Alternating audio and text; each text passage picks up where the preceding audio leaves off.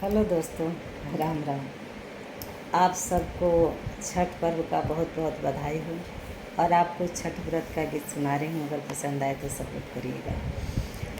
के कर लाली लाली अखिया, के कर लामी लामी केस, के कर लामी लामी केस, के कर पिया परदेसिया,